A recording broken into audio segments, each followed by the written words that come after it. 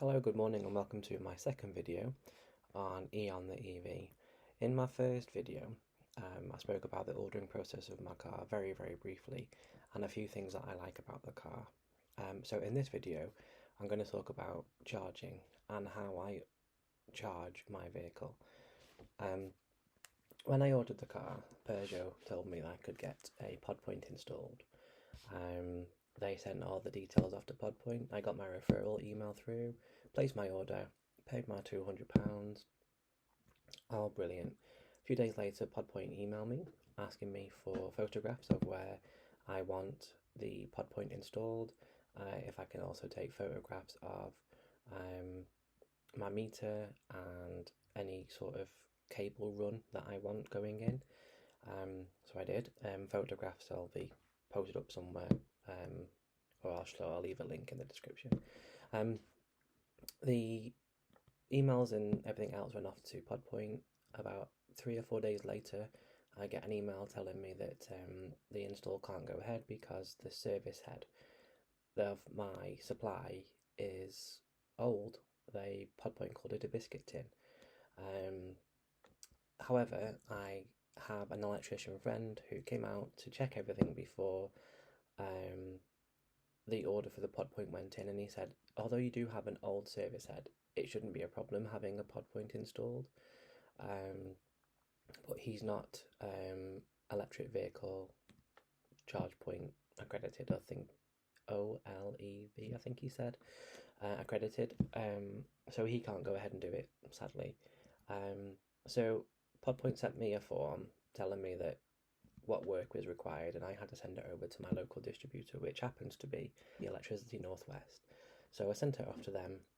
I've not had any sort of correspondence back from Electricity Northwest, but I have spoken to them on the phone, and they do have the form, and it's currently being processed. I asked them about the cost, and they've advised me that there shouldn't be any charge for having my electricity supply updated because it's for electric vehicle, which is great. So I can't charge at home, so that sort of put a spanner in the works for me. So I went to Peugeot, asked them, what other solutions do I have? They've advised that they can give me a granny charger, which is basically a 3-pin plug that goes into your internal home electric socket, and then that plugs into your car in the normal charge point. It takes a long time to charge, about 21 hours to charge from 0 to full.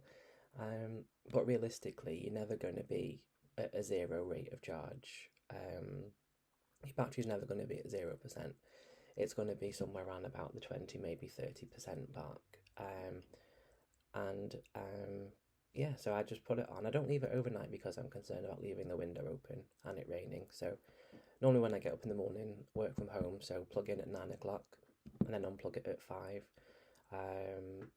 My tariff rate is 16p a unit.